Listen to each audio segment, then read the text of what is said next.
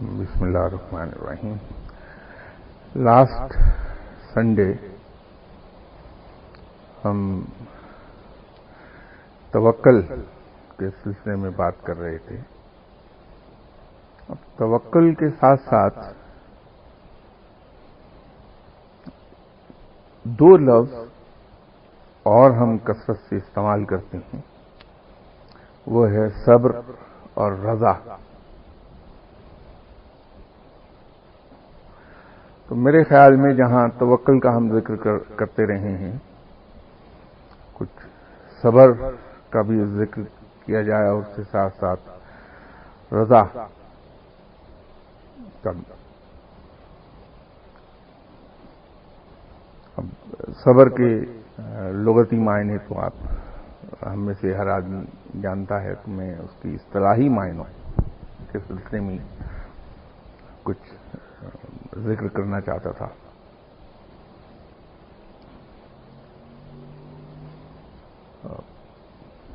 قرآن پاک میں بھی صبر کا ذکر بار بار آیا، اور پھر اللہ تعالیٰ نے ایک وعید یہ بھی ہمیں سنائی کہ میں صبر کرنے والوں کے ساتھ ہوں.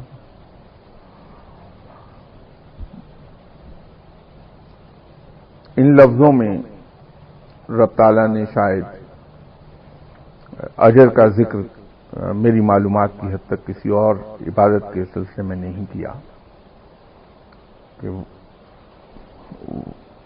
ایسا نہیں کہیں کہا کہ میں روزہ رکھنے والوں کے ساتھ ہوں. روزے کے بارے میں بہت بڑا اجر کا وعدہ کیا کہ میں روزے کا اجر میرے پاس ہے. نماز کو بے پناہ اہمیت دی، یہ کہہ کر کے نماز کے بارے میں سب سے پہلے پوچھ گچھ ہوگی. لیکن یہ بات کسی عبادت کے ساتھ نہیں کہی کہ میں یہ عبادت کرنے والوں کے ساتھ ہوں. یہ صرف صبر کے سلسلے میں کہا کہ میں صبر کرنے والوں کے ساتھ ہوں.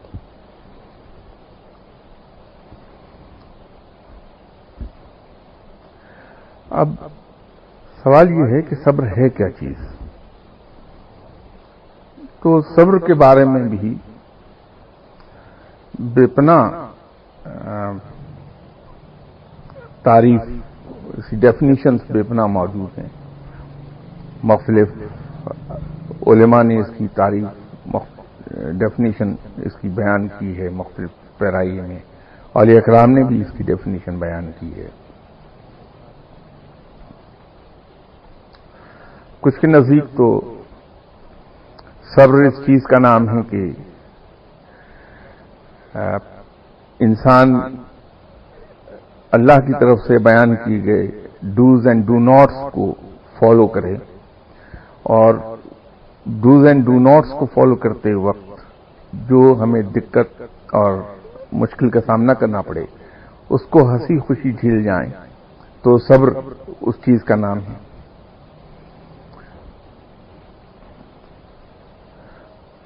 کچھ حضرات نے اس کی تعریف اس طرح سے بیان کی کہ جو کچھ اللہ کی طرف سے عطا ہو جائے اس کو ہنسی خوشی تسلیم کر لینے کا نام صبر ہے، بے شک وہ مشکل ہی کیوں نہ ہو. حضرت جنید بغدادی رحمۃ اللہ علیہ صاحب نے اس کی تعریف یوں کی کہ کسی کڑوی چیز کو گھونٹ گھونٹ کر کے منہ بغیر بنائے پینے کا نام صبر ہے. کڑوی چیز گھونٹ گھونٹ کر کے پی جائے اور اس پر ناک منہ نہ بنایا جائے تو اس کا نام صبر ہے.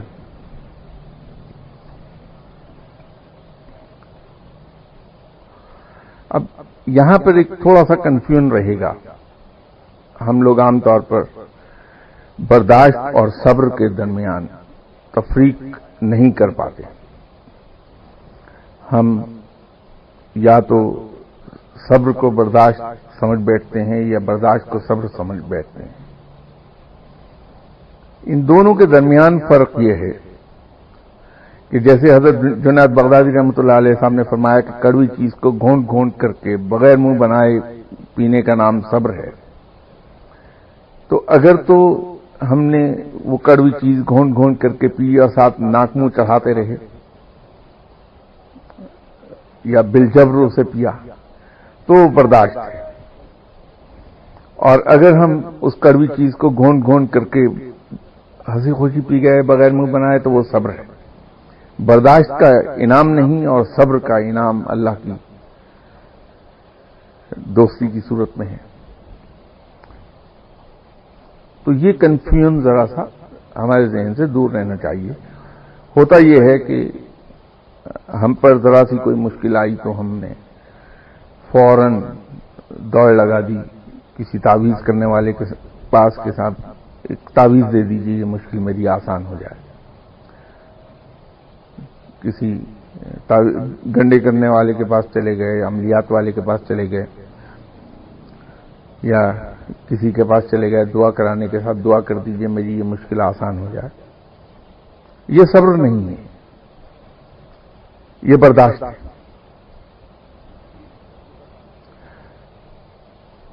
تو یہ تھوڑا سا ایک جو باریک سا فرق ہے برداشت اور صبر میں، اس کو ہم اپنے ذہن میں واضح رکھیں۔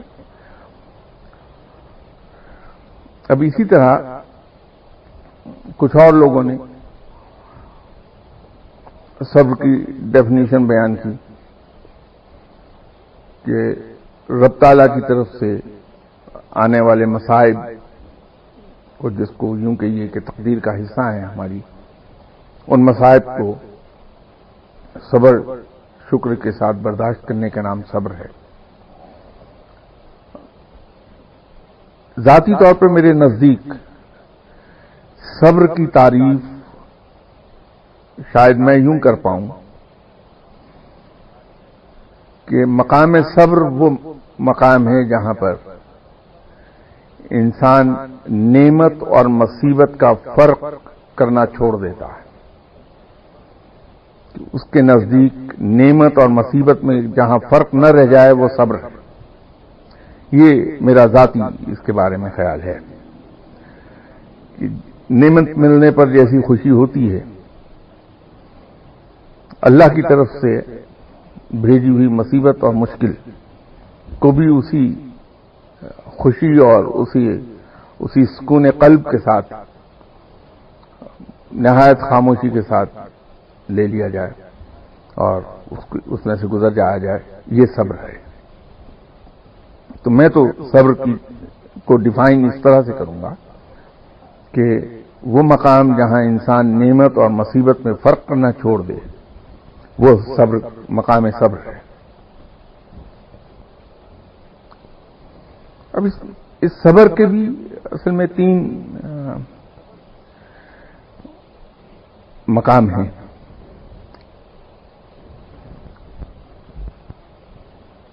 ایک مقام تو صبر کا یا صبر کی 3 قسمیں ہیں۔ اس میں ایک قسم وہ ہے جہاں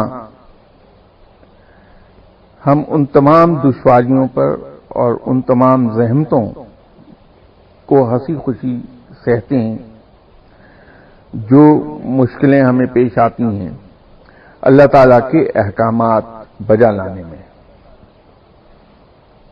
ایک تو وہ صبر کی قسم ہے۔ اسی طرح دوسری قسم صبر کی وہ ہے جو ہمیں من جانب اللہ عطا ہونے والی شدائد اور مشکلات و مصائب کو برداشت کرنے میں جس زحمت سے گزرنا پڑتا ہے اور اس کو ہم ہنسی خوشی سہتے ہیں، تو صبر کی دوسری قسم وہ ہے۔ صبر کی تیسری قسم اصل میں وہ بہت ہی اعلیٰ پائے کی ہے اور یہ مقام بہت کم لوگوں کو حاصل ہوا۔ وہ ہے کہ اللہ کے دیدار کے انتظار کی مشکل کو سہنا ہنسی خوشی، وہ تیسرا مقام صبر کا وہ ہے۔ یہ مقام بہت کم لوگوں کو حاصل ہوتا ہے کہ اس مقام پر انسان جا پہنچے کہ جہاں اس کو دیدار الہی کا انتظار رہنے لگے اور اس انتظار کے اندر جو زحمت اسے اٹھانی پڑ رہی ہے اس زحمت کو بھی وہ ہنسی خوشی برداشت کر جائے. تیسرا صبر کا مقام وہ ہے. اور اللہ تعالی ہم سب کو توفیق بخش دے کہ ہم اس مقام تک پہنچ جائیں. لیکن یہ یاد رکھیے کہ اس مقام پر پہنچنے سے پہلے آپ کو بہت سے دوسرے مقامات طے کرنا ہوں گے، جیسے رضا کا مقام ہے. ہم اکثر سنتے ہیں، کہتے بھی ہیں کہ صاحب میں تو رضا برضا الہی ہوں، لیکن پریکٹیکلی ایسے بہت کم لوگ دیکھنے میں آئیں گے جو واقعتاً رضا برضا الہی ہوں. اب رضا کی ڈیفینیشن کیا ہے یہ دیکھنے کی بات ہے. صبر تو سہنے کے ضمن میں آئے گا، لیکن جو دل میں جذبہ پیدا ہوتا ہے کہ یہ چیز میرے رب کی طرف سے عطا کردہ ہے، چاہے وہ بیماری کیوں نہ ہو، تو یہ سوچ کر کہ یہ میرے رب کی طرف سے عطا کردہ ہے، میرے آقا کی طرف سے عطا کردہ ہے، تو میں اسے سینے سے لگا کے رکھوں، یہ جذبہ اصل میں رضا ہے. تو جب تک ہم رضا کا جذبہ پیدا نہیں کر پاتے دل میں، صبر کے مقام پر جاتے نہیں ہیں. اب رضا میں بھی دو مقام ہیں. ایک تو یہ ہے کہ انسان رب پر راضی ہو جائے، اور دوسرا مقام یہ ہے کہ وہ رب سے راضی ہو جائے. پھر میں دوہرا دیتا ہوں کیونکہ اس میں بڑا معمولی سا فرق محسوس ہوگا آپ کو، کہ ایک مقام وہ ہے کہ انسان رب پر راضی ہو جائے، اور دوسرا یہ ہے کہ وہ رب سے راضی ہو جائے. اب ان دونوں میں ایک تو وہ مقام ہے جو مجاہدے سے، ریاضت سے، محنت سے حاصل ہو جاتا ہے.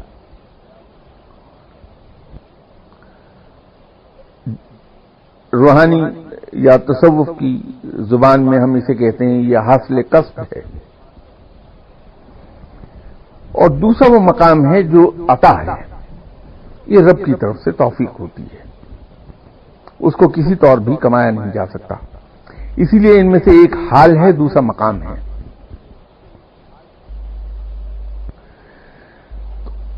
رب پر راضی ہو جانا جو ہے یہ حاصل کسب ہے، اسے ہم محنت سے اپنے اندر پیدا کر سکتے ہیں. کہ رب تعالیٰ نے جو کچھ حکم دیا ہے ہمیں،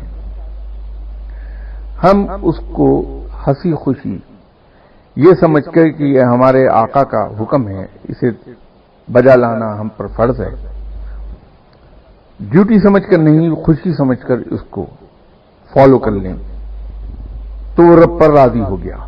یہ ہم محنت سے کر سکتے ہیں. اس کے لیے اپنے آپ کو خود ٹرین ہمیں کرنا پڑے گا. اس لیے حاصل کسب ہے اور یہ مقام ہے.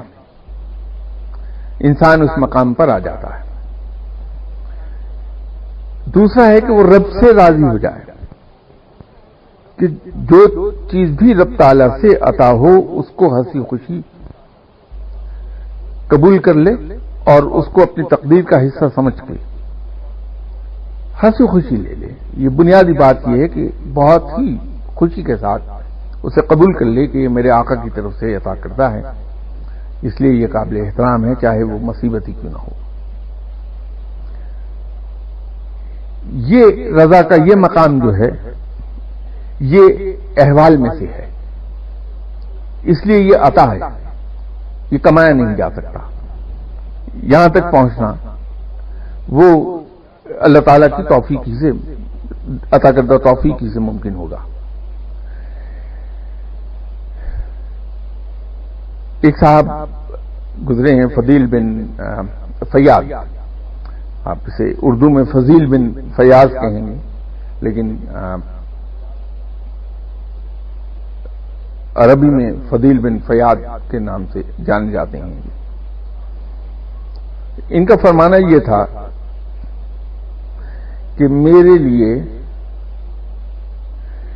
فقر امارت سے بہتر ہے، یا یوں کہیے آسان لفظوں میں کہ فقیری غربت امیری سے بہتر ہے.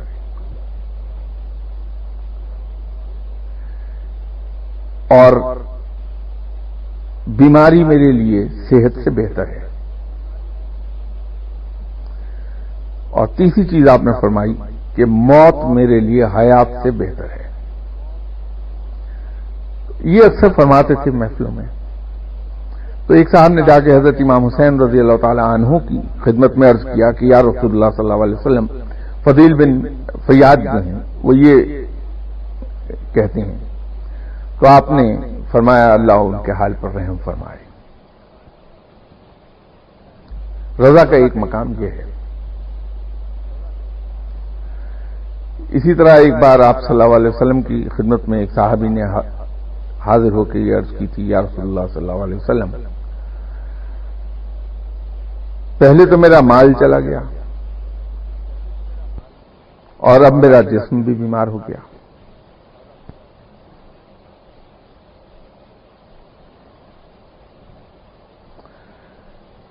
تو فرمایا کہ تمہارے اندر کچھ نہ کچھ بہتری کا سامان موجود ہے جو تم پر یہ چیزیں طاری ہوئی ہیں. تو اس پر حضرت ابوبکر صدیق رضی اللہ تعالی عنہ نے بھی عرض کیا. تو فرمایا کہ ابوبکر کیا تم کبھی بیمار نہیں ہوئے؟ کیا تم پر کبھی کوئی مصیبت نہیں آئی؟ کیا تم کبھی رنجیدہ نہیں ہوئے؟ کیا تم نے مشکلیں نہیں سہیں؟ تو اگر یہ سب ہے ایسا تو پھر تو تمہارے گناہوں کا کفارہ یہیں ادا ہو گیا. خدا تمہاری مغفرت فرمائے. یہ جواب تھا آپ صلی اللہ علیہ وسلم کا. اور ساتھ ہی آپ نے فرمایا کہ اللہ تعالیٰ جب کسی کو مشکل میں ڈالتا ہے یا بیماری دیتا ہے تو اسے سمجھ لینا چاہیے کہ اللہ تعالیٰ کو اس کی بھلائی مقصود ہے، اور اللہ کے نزدیک کوئی ایسا درجہ ہے جہاں وہ بغیر ان مشکلات سے گزرے پہنچ نہیں سکتا. تو اللہ تعالیٰ اس کے ساتھ فیور کر رہا ہے کہ اسے ان مشکلات میں ڈال کے اس مقام اور اس درجے تک لے جا رہا ہے. یہ آپ صلی اللہ علیہ وسلم نے فرمایا ہوا ہے.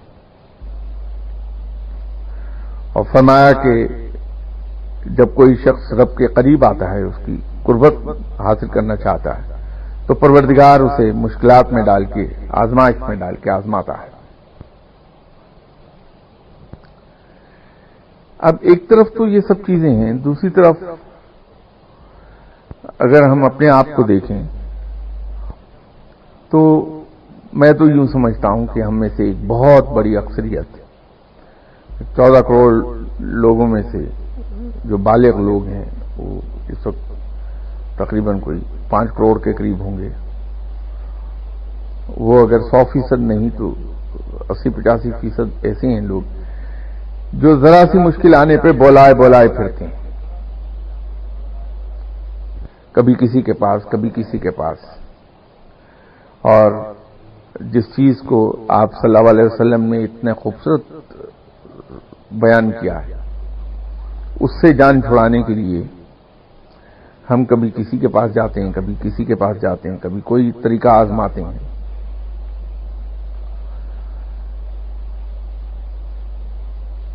اگر ہم اس کو اسی رنگ میں لے لیں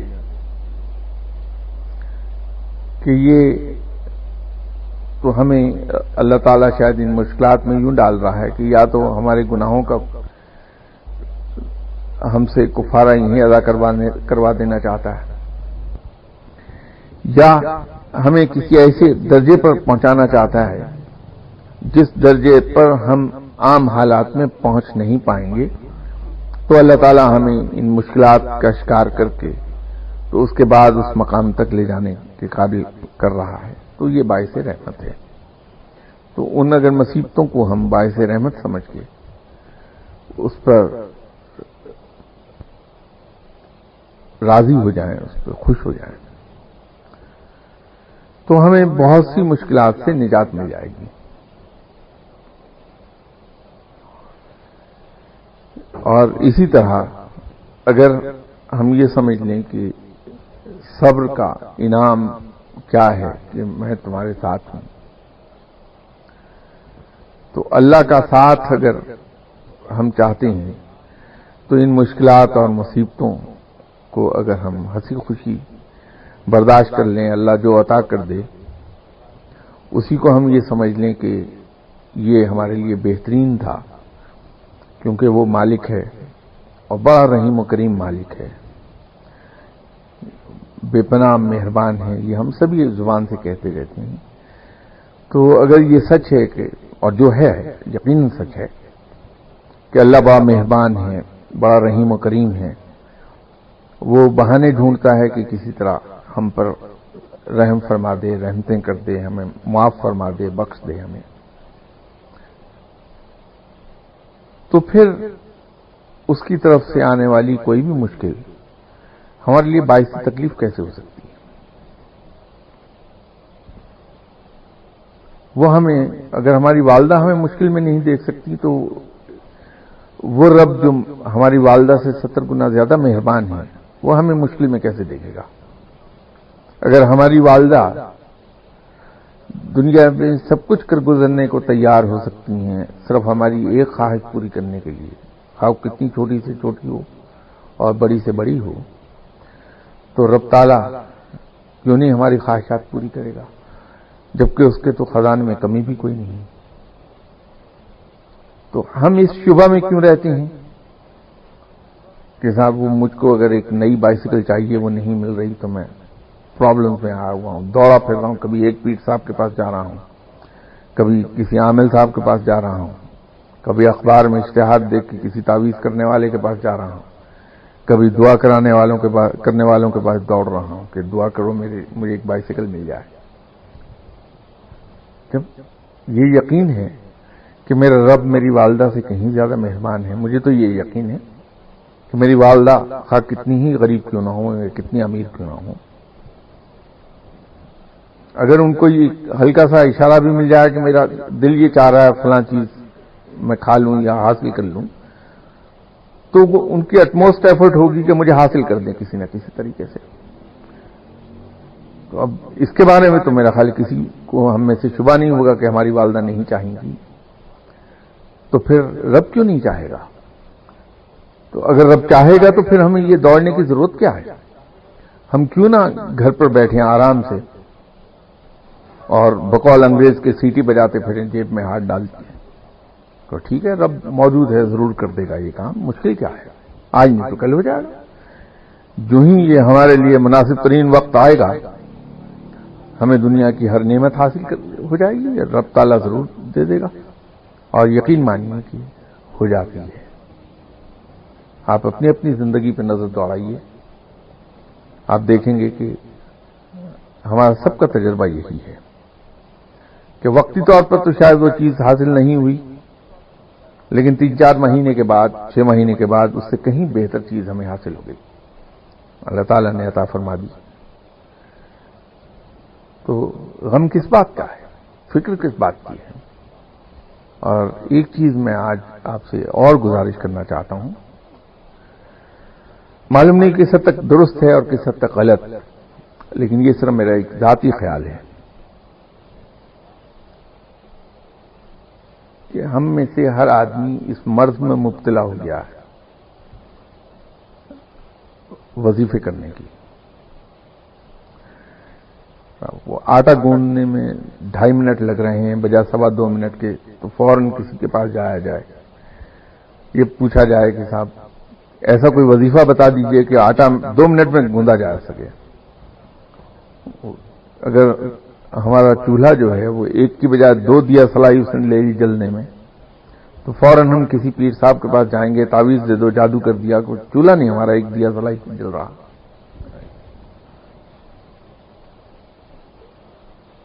یہ مسلمان کے شایان شان نہیں ہے۔ مسلمان تو دو چیزوں پر ایمان رکھتا ہے، ایک کوشش اور جدوجہد پر، اور دوسری اللہ تعالی کی رحمتوں پر۔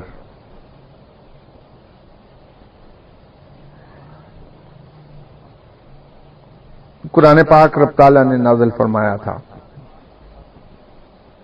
اس لیے کہ ہمیں وہ سیدھا راستہ دکھا دے، اور جب ہم سیدھا راستہ دیکھ لیں گے تو ہمارے دل سے دنیا کی محبت نکل جائے گی۔ میں دنیا سے محبت نکل جانے کی بات کر رہا ہوں۔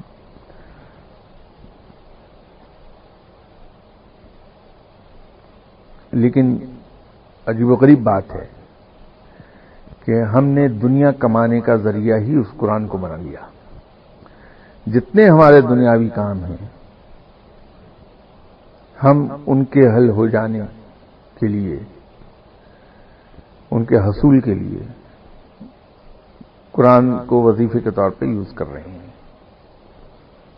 یہ بدنصیبی ہے کہ جس چیز نے ہمارے دل سے دنیا کی محبت نکالنی تھی اسی کو ہم نے دنیا کمانے کا ذریعہ بنا لیا ہے۔ میرے نزدیک غیر مناسب بات ہے۔ یہ دل میں دنیا کی محبت کا بھی عجیب معاملہ ہے۔ ایک صاحب گزرے ہیں جو اپنے وقت کے غوث تھے، حضرت بہاؤالدین ذکریہ رحمۃ اللہ علیہ کا مزار ملتان میں ہے۔ یہ ولی اللہ بھی تھے اور اپنے وقت کے انتہائی امیر انسان بھی۔ تجارت ان کا پیشہ تھا، کچھ لمبی چوڑی جائیداد اور ایسے معاملات بہت تھے، تو غوث کے مقام پر تھے۔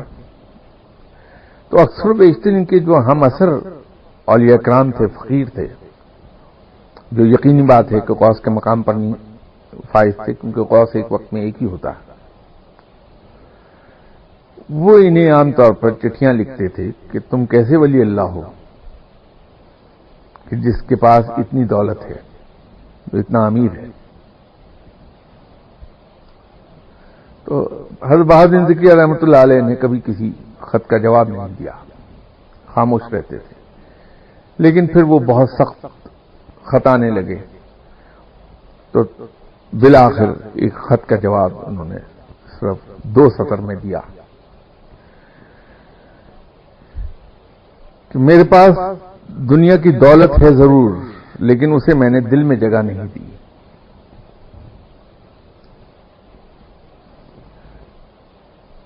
وہ خط کا جواب چلا گیا، کیونکہ ملتان میں رہائش تھی حضرت بہاؤالدین ذکریہ رحمۃ اللہ علیہ کی، اور ملتان اس وقت ریاست کا حصہ ہوا کرتا تھا۔ تو کچھ ہی عرصے کے بعد ریاست میں قحط پڑ گیا اور لوگ بھوکوں مرنے لگے۔ جو ریاست کی حکومت تھی اس کا گوڈاؤن خالی ہو گئے، لوگوں کو غلہ دیتے دیتے۔ تو جب گورنمنٹ کے گودام خالی ہوئے تو حضرت بہاؤالدین ذکریہ رحمۃ اللہ علیہ نے اپنے گوداموں کے منہ کھول دیے اور اس علاقے کے تمام لوگوں کو ان کی ضرورت کے مطابق مفت اناج ملنے لگا، حتیٰ کہ وہ قحط کا وقت گزر گیا اور دوبارہ سے بارشیں ہوئیں اور فصلیں آ گئیں۔ تو جب یہ سب واقعہ ہوا تو پھر اولیاء کرام کی سمجھ میں آیا کہ ان کے اس خط کا مطلب کیا تھا کہ میرے پاس دنیا کی دولت ہے ضرور، لیکن اسے میں نے دل میں جگہ نہیں دی ہے۔ دنیا کی دولت کا کمانا بری بات نہیں ہے، ضرور کمائیے، جتنی اللہ تعالیٰ نے ہمیں ہمت اور طاقت دی ہے ہمیں چاہیے کہ بھرپور طریقے پر دنیا کی دولت ہم کمائیں، لیکن اس سے پیار نہیں پالیں. بے تحاشا محنت کے ساتھ زیادہ سے زیادہ دولت کما کے ہم اپنی ذات پر کم سے کم اسے خرچ کر لیں، اور جو بچ رہے اسے کھلے ہاتھ سے اللہ کے دوسرے لوگوں پر، بندوں پر خرچ کر دیا جائے. اس سے پیار نہ پالیے، اسے دل میں جگہ نہ دیجیے. اللہ تعالیٰ کو وہ قرض ہے، اور رب تعالیٰ سے بہتر اپنا قرض لوٹانے والا کوئی نہیں. ہمارا ایک ایک پیسہ اور ایک ایک چیز جو ہم اللہ کی راہ میں اس کے بندوں پر خرچ کریں گے، وہ کئی کئی گنا ہو کر ہم تک واپس لوٹ آتی ہے، اور فی الفور آتی ہے. اس میں انتظار، ٹائم لیگ زیادہ نہیں ہے اس کا. دنیا کمائیے، خوب کمائیے، اس سے پیار مت پالیے. اپنی ذات پر کم سے کم خرچ کر کے اس کے بندوں پہ صرف کر دیجیے. اللہ تعالیٰ اس کا اجر آپ کو عطا فرمائے گا. اللہ مجھے توفیق عطا فرمائے کہ میں کہی ہوئی باتوں پہ 100% عمل کر سکوں. آمین.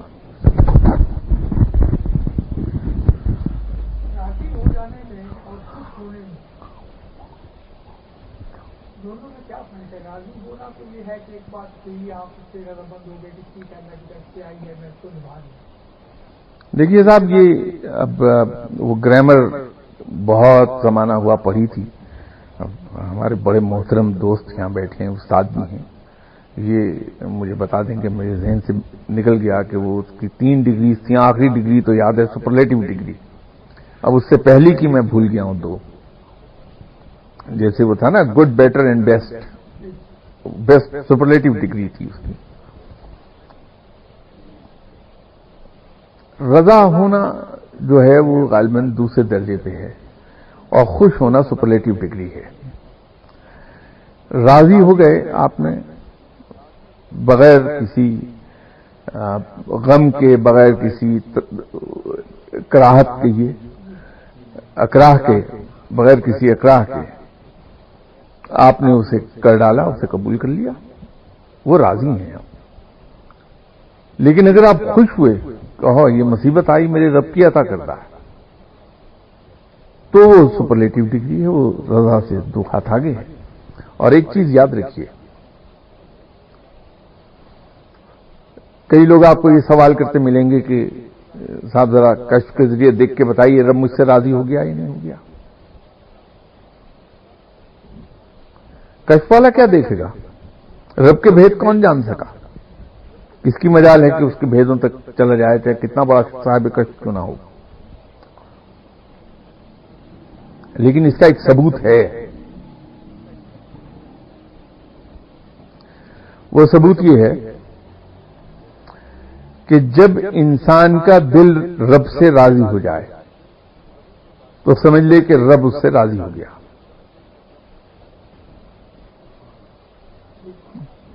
کیونکہ انسان کا دل راضی ہو ہی نہیں سکتا جب تک کہ رب اس سے راضی نہ ہو جائے. یہ بین ثبوت ہے اس بات کا کہ رب اس سے راضی ہو گیا. تو کسی سے پوچھنے کی ضرورت نہیں ہے کہ رب مجھ سے راضی ہوا ہی نہیں ہوا. صرف دل میں جھانک کے دیکھ لیجئے اپنے کہ آپ کا دل رب سے راضی ہے یا نہیں. رب راضی ہے آپ سے.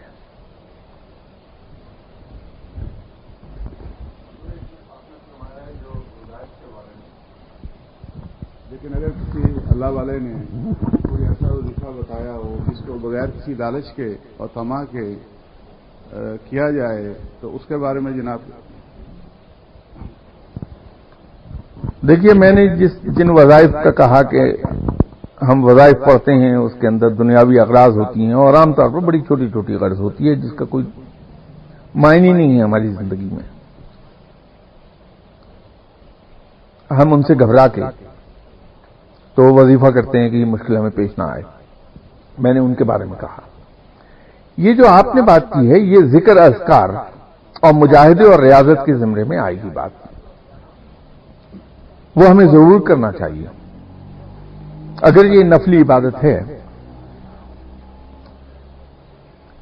سب سے پہلے فرض عبادت آئے گی جو کہ نماز ہے، روزہ ہے، سو آن سو فورتھ. اس کے بعد یہ نفلی عبادت ہے ہماری کہ رات کو اگر ہم جاگ سکیں.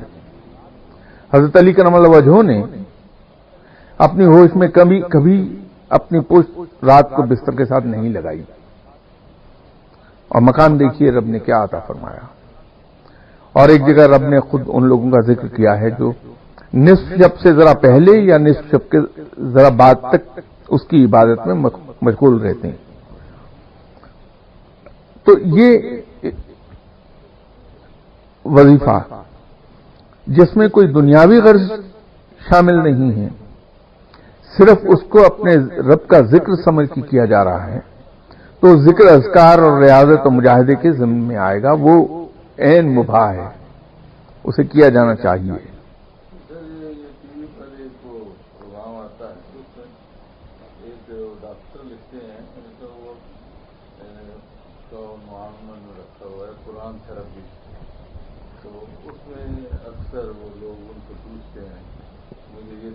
مجھے دما ہے، مجھے یہ شوگر ہے، مجھے بلڈ پریشر ہے، مجھے یہ ہے، تو وظیفہ بتائیں یا یہ علاج بتائیں. تو وہ بتاتے ہیں یہ صورت پڑھیں، اتنے بار پڑھیں، یہ کریں، وہ کریں. تو وہ ایسا وظیفہ جو مطلب کے لیے ہو گیا نا، پھر وہ ریاضت میں تو نہ آئے. بالکل قطعی طور پہ وہ ہم ایک مزدوری کر رہے ہیں بالکل اس طرح سے کہ ہم نے اپنے امپلائر کے ساتھ ایک ایگریمنٹ کیا ہے کہ ہم 30 دن آپ کے پاس صبح 9 بجے سے شام 5 بجے تک کام کریں گے اور اس کے جواب میں آپ ہمیں اتنی تنخواہ دیں گے. تو مہینہ بھر آپ کام کرتے ہیں، مہینے کے بعد وہ آپ کی تنخواہ آپ کو دیتا ہے. نہ آپ کا اس پر کوئی احسان ہے، نہ اس کا آپ پر کوئی احسان ہے. آپ نے کام کیا، تنخواہ لے لی، اس نے تنخواہ دی اور آپ سے کام کروا لیا. تو رب کے تعالیٰ کے ساتھ بھی ہم ایسا ہی کانٹریکٹ کرتے ہیں کہ یا اللہ میں تجھے اتنی بار یاد کروں گا، اس یاد کرنے کے جواب میں تو ہماری یہ مشکل آسان کر دینا. آپ یاد کرتے ہیں، وہ مشکل آسان کر دیتا. تو آپ کی بندگی اور آپ کی غلامی کیا ہوئی؟ کچھ بھی نہیں. تو ایک غرض سے ہم نے غلامی کی تھی، وہ غرض پوری ہو گئی، بات ختم ہو گئی. تو بات مزہ تو یہ ہے کہ وہاں آقا اور بندے کا، آقا اور غلام کا ایک رشتہ اسٹیبلش کر لیا جائے. آقا کو یہ معلوم ہو کہ میرا یہ غلام واقعتاً دل سے اپنے آپ کو میرا غلام سمجھتا ہے اور اس نے اپنا آپ ٹوٹلی میری جھولی میں ڈال دیا ہے.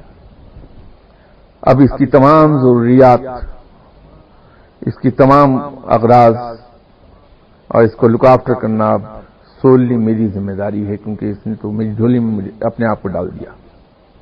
اور آپ کو یہ پتا ہو کہ میرا ایک آقا ہے جو میرے اوپر صاحبان کی طرح سایہ کیے ہوئے ہیں. اس کے اس صاحبان کے نیچے مجھ تک کوئی بارش، کوئی دھوپ اور کوئی مٹی کی آندھی کی مٹی مجھ تک نہیں پہنچے گی. یہ آپ کو یقین ہے. تو یہ غلامی، اصل غلامی ہو جائے گی. دیکھیے، پہلے تو ہمیں یہ دیکھنا پڑے گا کہ صاحب یہ وظیفہ اور ذکر اذکار انسان کے ساتھ سلوک کیا کرتے ہیں. اب اس تفصیل میں جانے سے پہلے میں آپ کے اسپیسیفک سوال کا اتنا ہی اسپیسیفک جواب دے دوں. اگر تو مقصد آپ کا ایک مخصوص راہ پر چلتے ہوئے اپنی ان تمام خفتہ صلاحیتوں کو جگا کے رب کی غلامی کرنا ہے، تو پھر آپ کو اپنے آپ کو ڈسپلن کر کے چلنا ہوگا، پابندیوں کے اندر رہ کے. تو آپ کو گن کے مخصوص وظائف پڑھنے ہوں گے. اور اگر صرف آپ کا مقصد اپنے خالق کا ذکر کرنا ہے تو پھر بغیر گنے پڑھیے. اگر اپنے خالق کا قرب چاہیے، اس کی دوستی چاہیے، تو اس کے لیے اپنے آپ کو ایک مخصوص انداز میں آپ کو تیار کرنا ہوگا. اس کے پروٹوکول کو آبزرو کرنا ہوگا، اس کے مینرز کو سیکھنا ہوگا، اس کے ایٹیکیٹس کو سیکھنا ہوگا. تاکہ اس کی دوستی کے قابل ہو جائیں. تو اس کے لیے پابندیوں کے اندر رہنا ہوگا. وہاں آپ کو اپنے استاد کے بتائے ہوئے طریقے سے گن چن کے عبادت کرنا ہوگی.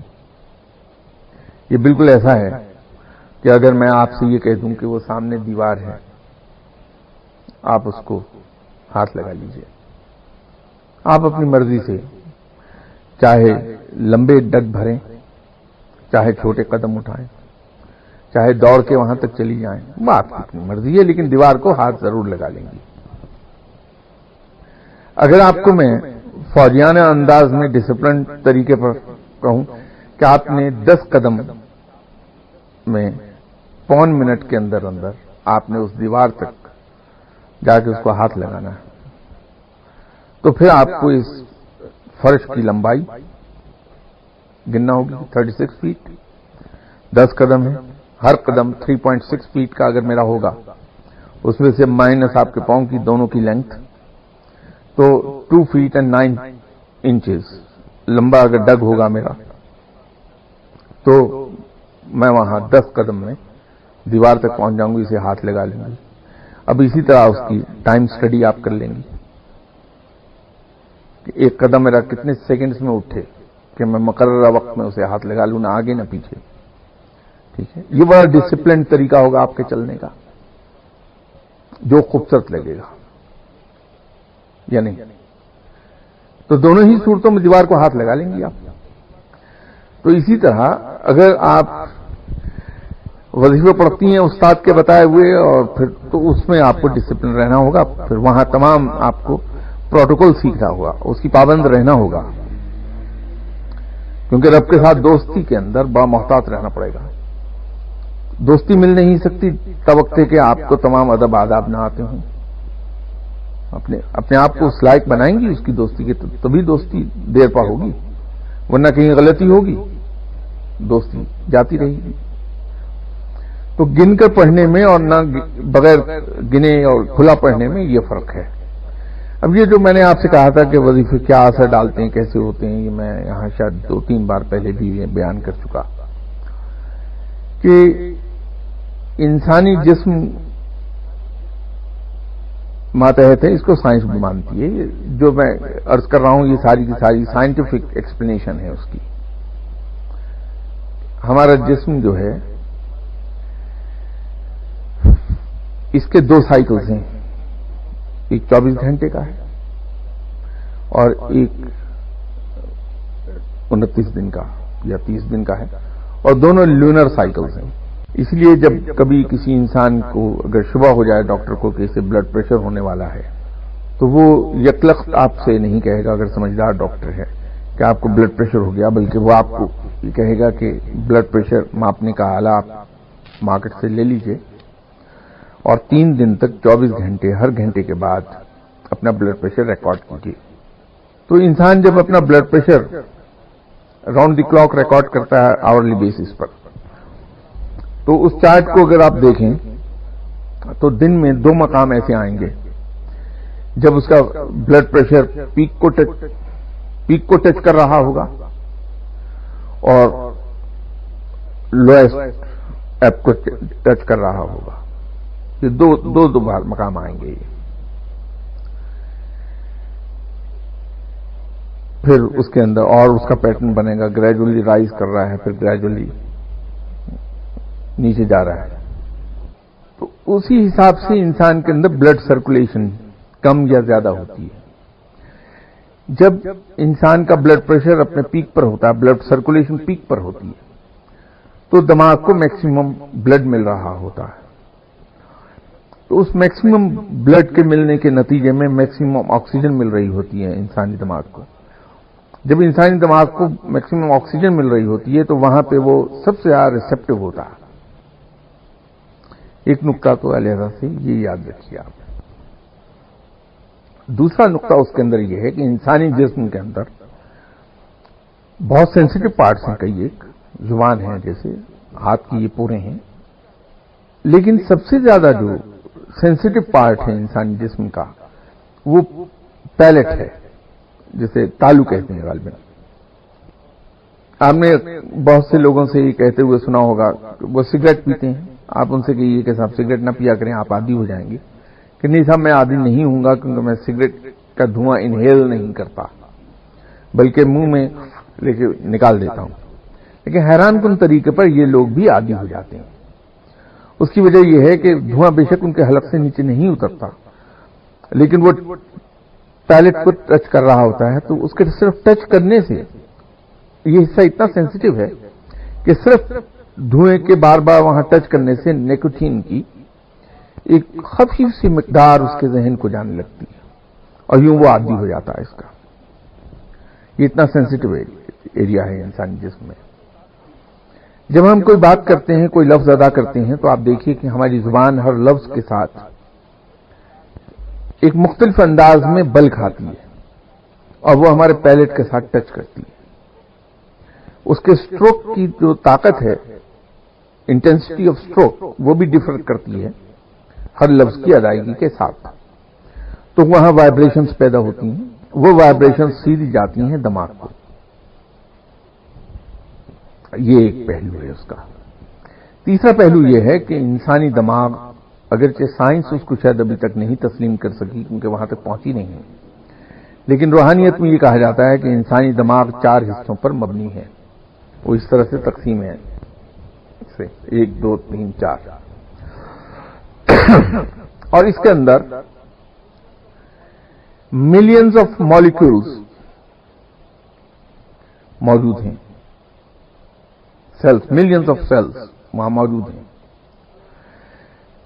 फिर थाउजेंड्स ऑफ सेल्स पर मुश्तमिल एक एक मॉड्यूल है। अगर कभी आप इंसानी ब्रेन को देखें तो उसके अंदर बारीक बारीक खाने से बने हुए दिखाई देते हैं, छोटे छोटे। आपको वो पार्टीशन हुई भी है, अगर बहुत गहराई से देखेंगे तो साफ लगेगा कि पार्टीशन जैसी वो रगे हैं। वो मॉड्यूल्स हैं उसके, और हर मॉड्यूल में थाउजेंड्स ऑफ सेल्स हैं। अब हर सेल का अपना एक फंक्शन है। फॉर इंस्टेंस, हमारा जो फ्रंटल पोर्शन है ब्रेन का, यहां पे इसकी जो लोअर साइड है, फ्रंटल पोर्शन की लोअर साइड, ये हमारी शॉर्ट टर्म मेमोरी है। हम जो देख रहे हैं वहां इमीडिएटली स्टोर हो रही है, और वो चीजें जो लॉन्ग टर्म के लिए हमें याद रखना है देर के लिए, तो ये शॉर्ट टर्म मेमोरी से ट्रांसफर हो जाती है on to are back side of the brain, वो वहां चली जाती है। तो ये हर सेल का अपना एक मखसूस फंक्शन है। इन कंजंक्शन विद अदर सेल्स एक फंक्शन है, और वो मॉड्यूल का फंक्शन कहलाता है। हर मॉड्यूल का अपना एक फंक्शन है, और फिर उसका इन कंजंक्शन विद अदर सेल्स एक फंक्शन है, वो फिर एक पूरे पार्ट का फंक्शन है। फिर अपना हर पार्ट का अपना एक इंडिविजुअल फंक्शन है, इन कंजंक्शन विद अदर पार्ट्स उसका फंक्शन है एक, वो पूरे ब्रेन का फंक्शन है। तो होता यह है कि जब हम किसी फकीर से या किसी दरवेश से ये कहते हैं कि साहब दफ्तर में मुझे मुश्किलात पेश आ रही हैं, हमारा जो सीनियर है वो हमारे खिलाफ है, वो हमें जीने नहीं देता, वो आपसे कहता है कि साहब आप फलां वक्त असर के बाद ये वजीफा इतनी मर्तबा पढ़िए। इसके अंदर 2 प्री रिक्विजिट्स होती हैं कि आप एक मखसूस मकाम पर ही बैठ के पढ़िए नमाज के बाद, और आपकी जुबान हिलनी चाहिए, होंठ हिलने चाहिए। ये प्री रिक्विजिट्स होती हैं। अब वो फकीर जो है विदाउट एनी कॉन्शियस एफर्ट एक ड्रिल में से गुजर जाता है। जो ही आपने कहा कि मुझे आप पढ़ने को बता दीजिए, मेरा बॉस बहुत तंग करता, आपको वो टाइम वो बताएगा जब आपका ब्रेन सबसे ज्यादा रिसेप्टिव हालत में है, आपसे कहेगा उस वक्त पढ़िए।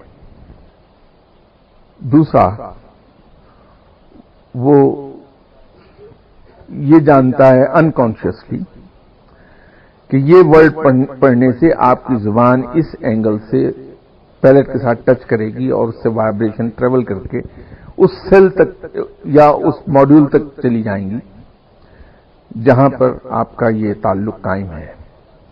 تو وہ بار بار وہاں وائبریشنز ہوں گی تو وہ سیل یا وہ ماڈیول ایکٹیویٹ ہو جائے گا.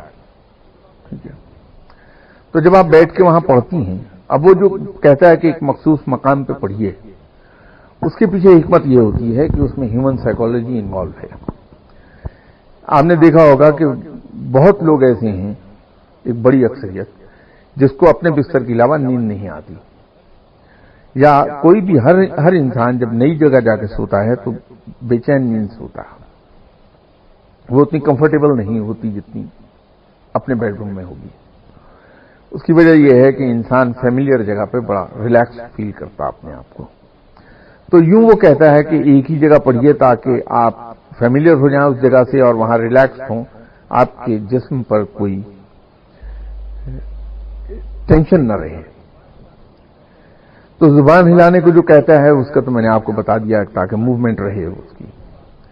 تو جب آپ پڑھتی ہیں بار بار تو وہ وائبریشن اس سیل کو یا اس ماڈیول کو جا کے جگا دیتی ہیں. تو ہوتا یہ ہے کہ جب وہ ایکٹیویٹ ہوتا ہے وہ جگہ آپ کی، تو آپ سبارڈینیشن کے مینرز زیادہ بہتر پورے کرنے لگتے ہیں. آپ کے اطوار باس کے لیے زیادہ ایکسیپٹیبل ہو جاتے ہیں، اس کا رویہ چینج ہو جاتا ہے. اب یہ ساری محنت آپ ہی کی ہے، لیکن اس فقیر کی واہ واہ ہو گئی کہ واہ صاحب کیا زبردست وظیفہ بتایا تھا، میرا تو باس مجھ پہ بڑا مہربان ہو گیا. ایسا کچھ بھی نہیں ہے، کیا سب کچھ آپ نے ہے، اس نے صرف پڑھنے کو بتا دیا آپ کو. تو یہ وظیفہ جو ہے جو وہ اتنی بار گن کے پڑھتی ہیں تو وہ ایک مخصوص انداز میں آپ کے وہ دماغ کے وہ سیلز اور وہ ماڈیول وہ اتنے ایکٹیویٹ ہوتے ہیں تو آپ ادھر کو موو کر جاتی ہیں. اب مجھ جیسا کوئی فاسق و فاجر انسان اگر کسی فقیر کے پاس، نیک آدمی کے پاس چلا گیا اور اس نے جا کے کہا کہ صاحب میں تو اللہ سے دوستی کرنا چاہتا ہوں، لیکن مسئلہ یہ ہے کہ میں تو دنیا میں ڈوبا ہوں، تو کچھ میرے اوپر مہربانی فرمائیے، میرا ہاتھ پکڑ کے رب تک لے جائیے. تو وہ فقیر کہہ بیٹھ جاؤ ادھر، بیٹے ادھر آ جاؤ، بیٹھ جاؤ. انہوں نے بٹھایا، پیار محبت سے چائے وائے پلائی، اور اسے انہوں نے کہا کہ یا خالق کو پڑھا کرو 1100 مرتبہ، جاؤ. ٹھیک ہے. صبح 11:30 بجے جب زوال کا ٹائم شروع ہونے والا ہوتا ہے اسے پڑھ لیا کرو. اب وہ میں نے پڑھنا شروع کر دیا. جب پڑھوں گا میں وہ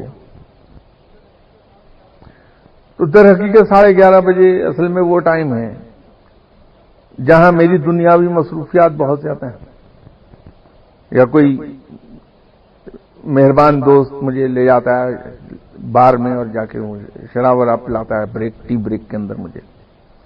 تو انہوں نے اس بہانے سے مجھے وہاں سے روک لیا. میں 11:30 بجے پابند ہوں کہ جا نماز بچھا کے بیٹھ کے 2 نفل پڑھ لوں اور اس کے بعد میں یا خالق کا وظیفہ شروع کر دیتا ہوں. اب جو یا خالق کو میں نے بار بار پڑھنا شروع کیا تو میرے دماغ کا وہ حصہ جو سو گیا تھا گناہوں کی سیاہی کی وجہ سے وہ بیدار ہوتا ہے اور مجھے اپنے رب کا احساس ہوتا ہے کہ وہ تو میرا مالک ہے، اس نے مجھے بنایا ہے. تو یہ احساس میرے اندر زور پکڑتا ہے. جب جو یہ احساس زور پکڑتا چلا جاتا ہے میں رب کا فرما بردار ہوتا چلا جاتا ہوں. اس کے ڈوز اینڈ ڈو ناٹس جو اس نے مجھے اسپیسیفائی کیے ہیں میں اس کی پابندی گریجولی ایک ایک کر کے آہستہ آہستہ غیر محسوس طریقے پہ کرنے لگتا ہوں. اب وہ اتنا سلو پروسیس چل رہا ہے کہ مجھے احساس نہیں ہو رہا کہ میں تمام چیزیں چھوڑتا جا رہا ہوں اور بہت سی چیزیں اپناتا جا رہا ہوں. ڈوز کو اپناتا جا رہا ہوں، ڈو ناٹس کو چھوڑتا جا رہا ہوں. تو ایک وقت آتا ہے کہ میں اللہ کا فرما بردار بندہ بن جاؤں گا. جب میں اس کا فرما بردار بندہ بن جاؤں گا تو میری اس تابعداری اور انکنڈیشنل سرنڈر کے نتیجے میں، ٹوٹل سبمیشن کے نتیجے میں مجھ سے پیار کرنے لگے گا. جب پیار کرنے لگے گا تو مجھے اپنے سینے سے لگائے گا، دوستی کر لے گا مجھ سے. اس دوستی کے انعام کے طور پہ مجھ کو اجازت دے گا کہ میں اس کے کارخانے قدرت کی سیر کر سکوں. اس کے جواب میں اور بہت سی چیزیں مجھے عطا کر دے گا. میری کہی ہوئی بات کی عزت رکھے گا، اس کو پورا کر دے گا. لوگ کہیں گے واہ واہ شاہ صاحب صاحب امر ہو گئے، جو کہہ دیا وہ ہو گیا. تو میں یہ کہوں گا کہ صاحب دیکھیے، ایک صاحب تھے، انہوں نے مجھے اتنا ایک معمولی سا وظیفہ دیا، 8 منٹ 9 منٹ لگتے تھے، میں اس کے نتیجے میں دیکھیے میری کایا پلٹ گئی، میں ولی اللہ ہو گیا، مجھ پہ کتابیں لکھی جائیں گی اور اس کے اندر تمام غلو اور مبالغہ اور وہ سب آنا شروع ہو جائے گا. یہ ہے سارا قصہ اس کا. تو یوں یہ نمبر اور وقت اس میں کاؤنٹ کرے گا. دیکھیے صاحب، جہاں تک تو سدھارنے کی بات ہے، میں ہمیشہ ہر سٹنگ میں یہاں ایک گزارش ضرور کرتا ہوں، فرض عبادات ضرور کیجیے، اس کی پوچھ گچھ ہوگی. اللہ رحیم و کریم ہے، معاف تو فرما دے گا، کیونکہ اس نے کہا ہے کہ میں اپنے حقوق معاف کر دوں گا، لیکن شرمندگی کتنی ہوگی. ضرور اس کو پورا کیجیے، لیکن نیکی پہ کاربند رہیے، کیونکہ اللہ کی دوستی جیتنے کے لیے نیکی سے بڑھ کر دنیا میں کوئی چیز نہیں ہے. اور نیکی کی ڈیفینیشن عام طور پہ میں کہتا رہتا ہوں کہ اس کی بڑی بریف ڈیفینیشن یہ ہے کہ اپنے حقوق،